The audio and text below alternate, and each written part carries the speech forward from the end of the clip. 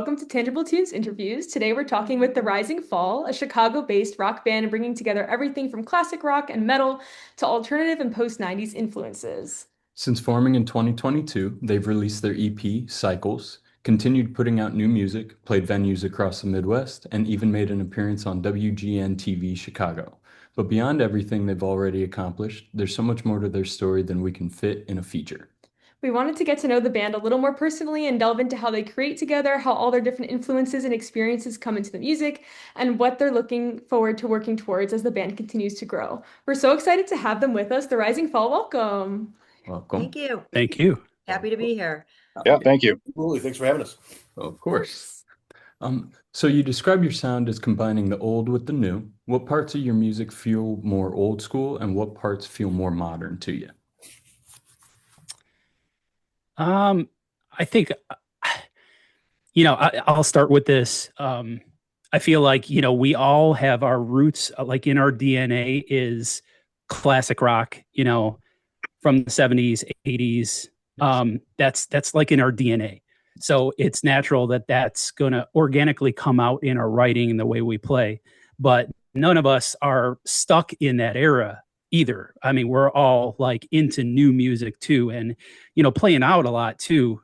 We get exposed to younger or newer bands. And I mean, there's so many good, great artists and bands out there right now too that we're listening to. So I think it's a good combination of both. We have that in our DNA, the Zeppelins and the Sabbaths and the Iron Maiden, Deftones, Nine Inch Nails. You add, all of them, but at the same time, like we have a lot of newer influences as well. Nice. That's awesome. Yeah. I think that, Steve and Dimitri can probably speak more to the old school because a lot of their writing and their influences, they come up with, a lot of lines that are influenced by those old school bands. And I think that they can address that a little bit more about like how that really affects our overall sound. Yes. Definitely. Oh, absolutely. Like, a lot of my influences are, like John mentioned, Zeppelin, Sabbath, Maiden. So I think like a lot of our how we arrange the songs is probably the old school, maybe some new school mixed in, but my influences are like the big four: Metallica, Megadeth, Anthrax, Slayer.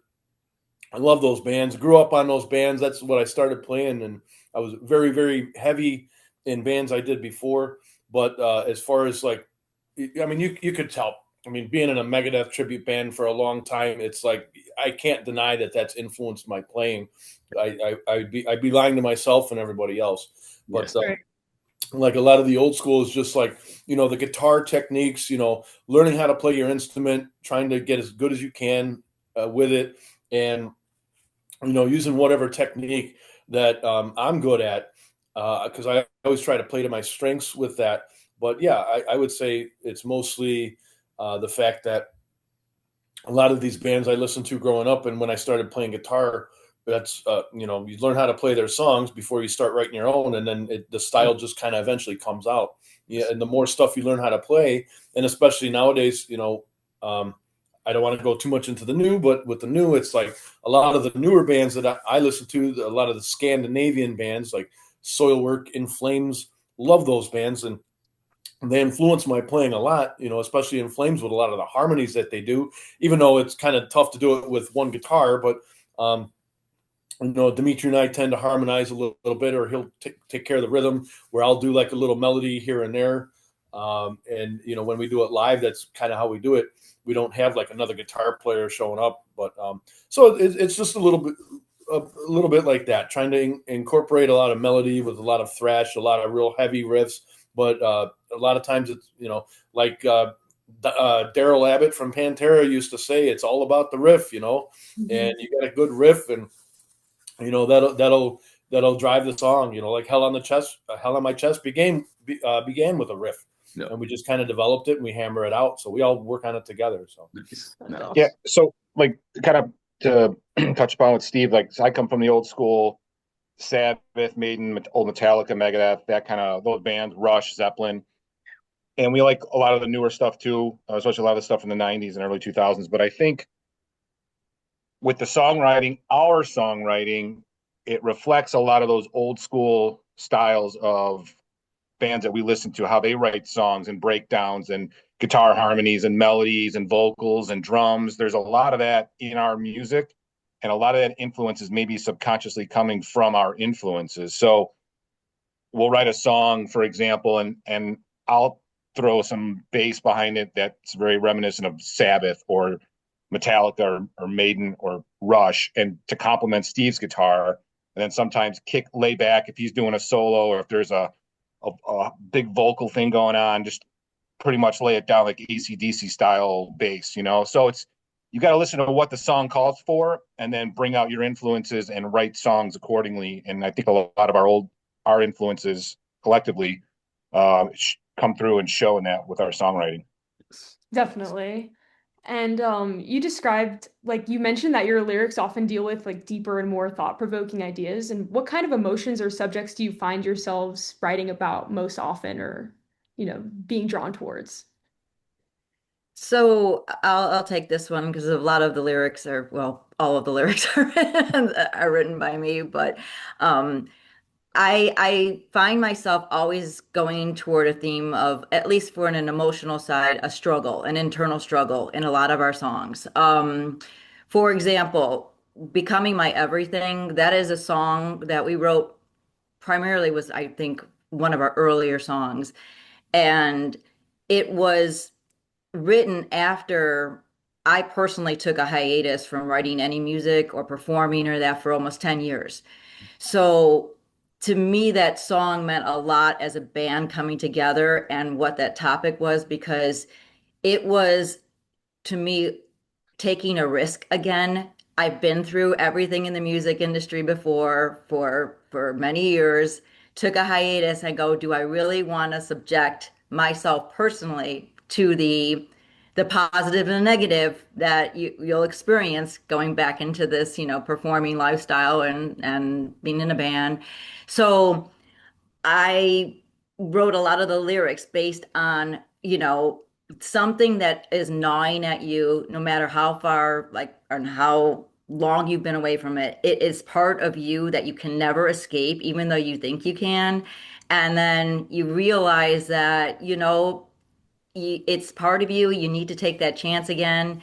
And it becomes your everything again, what you live for, what is part of you, and it will remain part of you forever, I think. I get I that. mean, I loved listening to music, even though I wasn't doing anything with it. It was just part of me. I mean, your daily activities are listening to music. So that's kind of what Becoming My Everything was. And then I Surrender was like an internal war within yourself of, you're fighting something that you think that you can change, but you can never change it. No matter what you do, the outcome will always be the same. So you've got this war in you thinking it'll be different next time, and it never will be. So maybe you need to basically surrender and take the fact that it will never change and move on. And that's the way to move on, is just to kind of give up.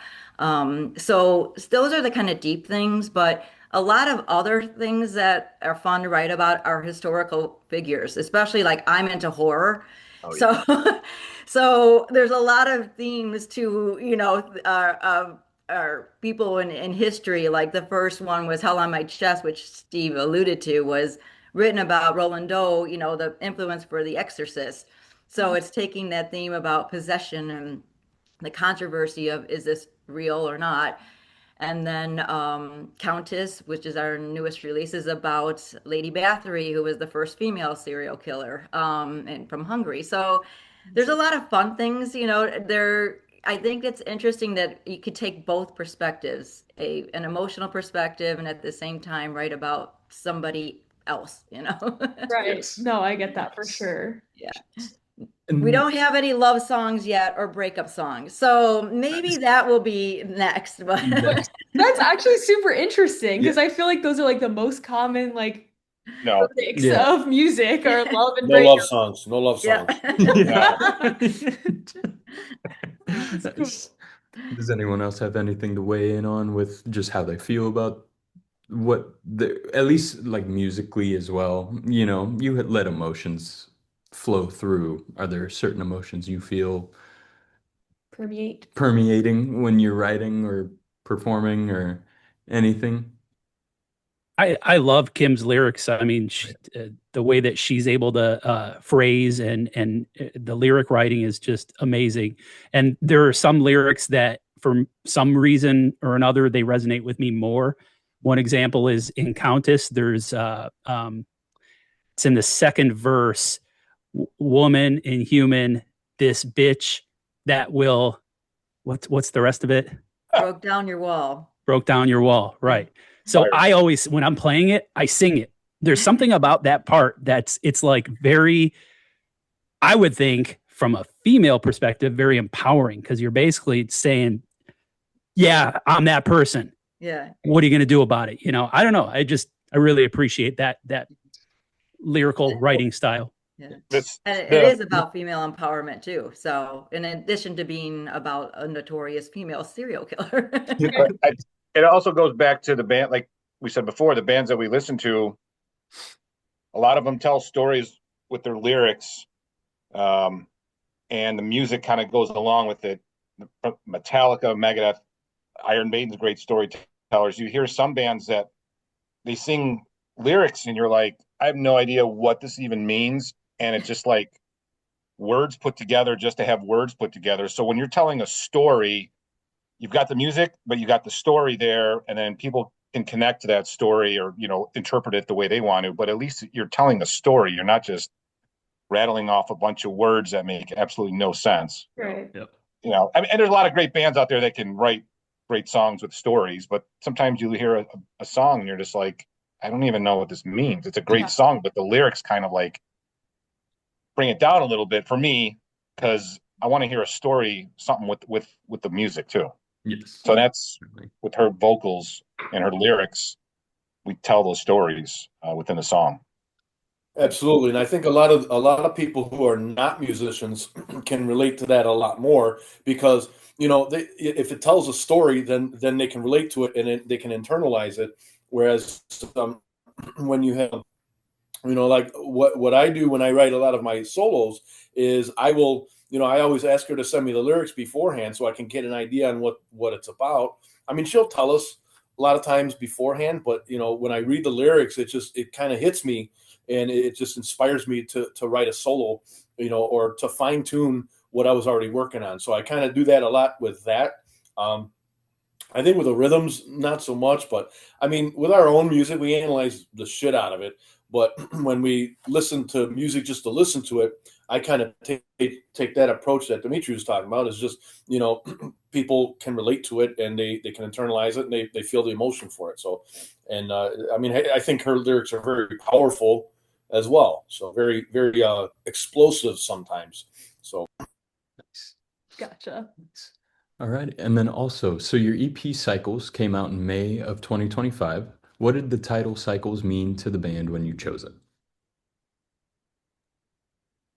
Oh, that was that kind of meant like almost like life cycles, and the different cycles you go through in your life. Thinking about your whole lifetime in increments, and how you come full circle in so many different ways. So something that I was thinking about with cycles, like the word cycles or the meaning cycles, was that I was thinking about how, similar to Kim, I didn't perform music for a while, for a number of years. I don't want to say how many, but I didn't play as a drummer. I was in a completely different style of music. But then I didn't play anything for a while. And then here we are, 2022, I think, when I started talking to Steve. And Steve and I have a lot of history. We started playing together when we were 16 years old. So in high school. And so we kind of reconnected. And once we reconnected, we were just, messing around, playing covers and stuff like that. And we both kind of had the idea at the same time, like, maybe we should start a band. Maybe we should start this again or whatever. So we started the band, in come Kim and Dimitri, and it's for me, it felt like a full cycle. like a full cycle that started here, that is here right now. And I was so happy like to be in this place in my life right now. So I think that's what cycles meant for me in particular. I know we discussed it as a band, but it was one of those things where I was like, we're trying to find a title, and I was thinking about it, and I explained it to them, and I gave it to them in kind of that context, and they were like, yeah, that's a great title. So Awesome. And today, just a nugget. Today's the 3 years ago today, we played our first ever show at a brewery that a buddy of ours had owned, and we put it together, this bill. We had Megadeth tribute, High Speed Dirt, Steve, and Maiden tribute, Anthrax, and it was us. And we only had 5 songs. We didn't have anything else. We didn't have a logo. We didn't have a website. We didn't have a Facebook, I don't think. We didn't have any songs recorded. And I was just thinking about this morning. I was like, man, 3 years ago was our first show, and now we've done all this. It's been a great ride. So it's kind of cool though to think back and reflect on that. Nice. It's cool. Definitely. And you also recently performed on WGN's Morning News. What was it like playing your music in like a TV studio instead of a traditional sort of venue? I think it was the time in the morning. Oh, that's a good point. I normally get up at 4 a.m., but not for all that. The gig was cool, like it was fine, but it was at the ass crack of dawn, and Right. we had to get there at like 7 or 7? something. Yeah. We didn't go, and we Get didn't there, I think 8. 8. I don't know. Yeah, but Steve and you know, I showed up at Chicago 6:04. We're like, let's One of go. the very few times we beat Kim and Dimitri anywhere.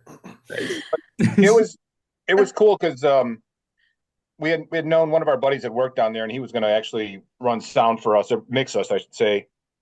And we got down there, and they took care of us, let us in, and helped us move all our gear in, set us up in the room. There was really no pressure, and we jammed a little bit, got some levels, went through the song I think once or twice. We had to abbreviate. We played Artificial Degeneration, which was, I think it's like a 5 minute song. We had to bring it down to what, like under 4. 3.5. Yeah. 3.5 to 4. So we had to practice that version of it, and then we went there and basically we just played. We didn't think about the cameras and stuff. We just went there and played, and it went over really well, and got a lot of positive feedback. A lot of people had saw the episode, and it was wild, but it was really great, man. So It was kind of cool though, because you had to not think that there's thousands of people watching right now. It didn't seem that way when you're in the studio, but they had the announcer doing their news episode like right in front of you, and then they're doing their broadcast, and they're like, oh gosh, we're really on TV right now, like in front of everybody. So the only thing that it was kind of strange for me is when I perform, I'm very animated. I like to go and do a bunch of crazy stuff. Well,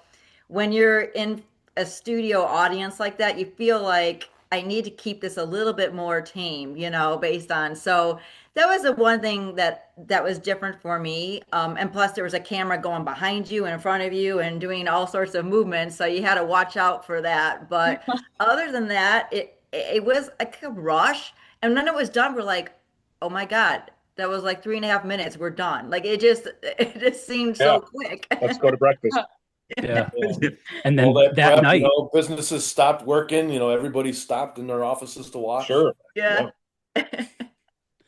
we played a show that night as well at the Cubby Bear across from Wrigley Field. So that was like a 20-hour day. That's a full cycle. It was insane, but we pulled it off. We did really well. It was so much fun. It was just it was so much fun. And I have watched that show since it came on the air like many, many years ago. So I was excited to get to hopefully meet a couple people, and we did. We met Paul Conrad and Dimitri's guy, Dean Richards. And that was the moment where I was fine the whole time. No nervousness. I was like, let's just do this. And then we were taking a picture with Dean Richards right before we went on, about 9 minutes before we went on. And I went up to put up the medal sign like that. And I noticed my hand was going like that. Oh my I gosh. said, uh-oh, uh-oh, it just hit me at that moment that I'm going to be on TV in 9 minutes. So, but I think we all it just came together and we played and we played really well. We loved the experience and it was great. That is so cool. In stride. Nice. Alrighty, and then so also sometimes female-fronted rock and metal bands are sometimes placed into one category before people even hear the music. Is that something you've experienced, and how do you want people to understand the band beyond that label? So, it's interesting, this question about, do you want to always put female fronted before your music if you are a female fronted band? Because should it just be about the music and not whether it's a male or female singer? So there's kind of the pros and cons. So there's if you put female fronted and you're already maybe isolating your music from an audience that maybe already feels that females can't front this particular metal hard rock genre. So they won't even listen. But then you get the other pro where people might feel curious about it because you are more of a minority in this genre, and so they want to check it out. So I don't think have felt any kind of like, for lack of a prejudice against us being a female fronted band at all. I think that we rock really hard. Our music is really hard. We write really great songs. We perform well. It's almost like they forget you're female fronted. And that's kind of what I feel that I've experienced personally. I don't think that it's been a negative thing at all. I still feel putting it as a female fronted band helps because I do still think we are a minority yet. But I think it's getting to the point now where there are a lot more female fronted metal bands now. And maybe that term will go away eventually. Oh, there's been female acts since, the 60s, It's like, I don't know. I don't really care, to be honest with you. If a band's got a female singer or a male singer, as long as the music's good, I could care less. Yep. Like, I don't look at it and whether it's like male, female, whatever, it's just, if it's good music, it's good music. You've got Exactly. Lita Ford, look at Heart. Aretha Franklin, like, Yes. she was, I don't know. I just don't care about that stuff personally. I just want to hear good music. Yeah, there's a lot of great female fronted bands out there. A lot of times when I tell people, say, "Oh yeah, The Rising Fall," I'm like, "Oh yeah, cool. What kind of music?" I'm like, "Oh, hard rock." Female fronted. They're like, they kind of piques their interest. It's like, "Oh, really? Yeah." And I give them a sticker or tell them where the website is, and check it out on Facebook or something like that, and people will listen. And I just told somebody the other day, and he actually watched our WGN performance. I gave him a sticker, looked at the website, checked it out, and he saw the performance. Like, oh, that's pretty cool. He's like, oh, female. And at first, it was weird because he was looking at some other sites or whatever. Some other sites came up, links, and he saw the Countess. He's like, oh, your singer's pretty young. I'm like, oh, that's just the graphics for that. I'm like, she's still young looking, but she's still young, and she looks young, but that's not her. She's not goth. With blood drama.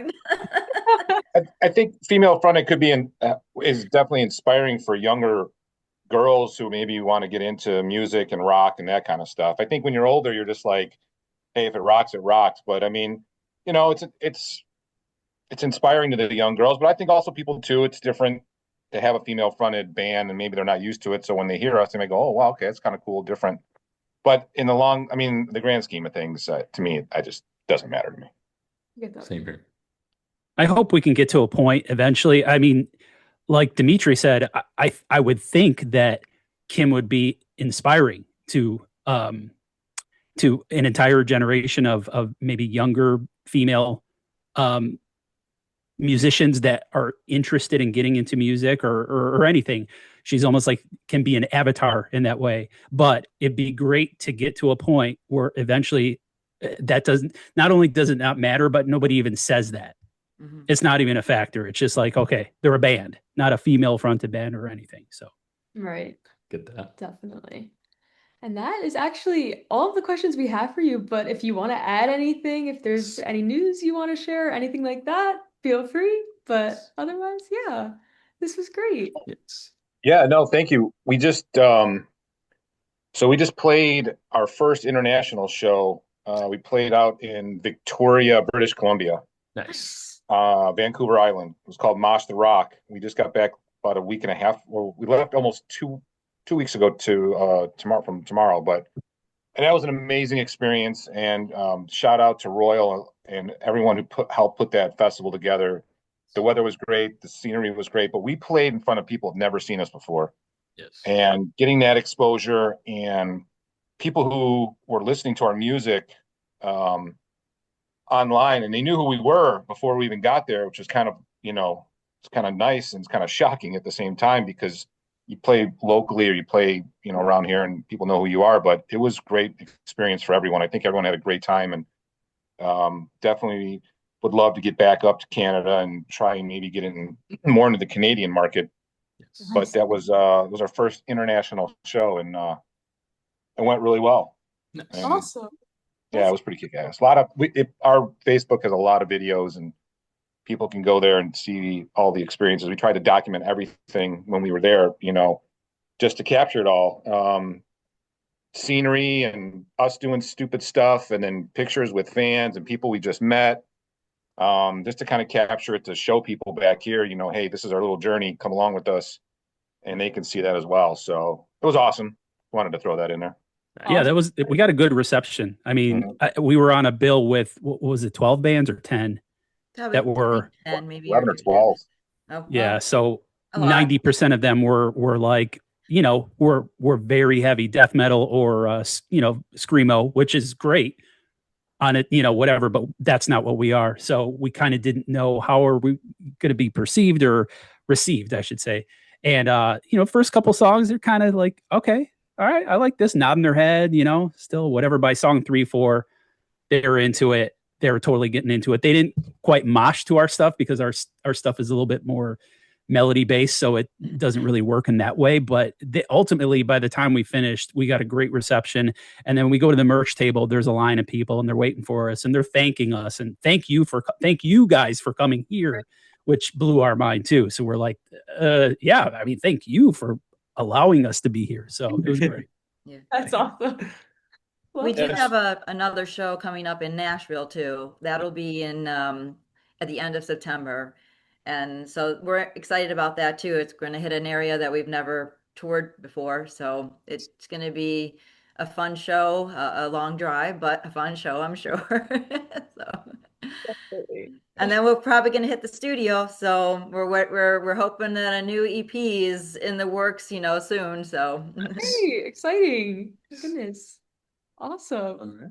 Well, thank you all so much for being here. This was a blast. Yes. And for We had a fun time. Thank you so much. Yeah, thank you for having us. Oh, thank you for cheers. joining.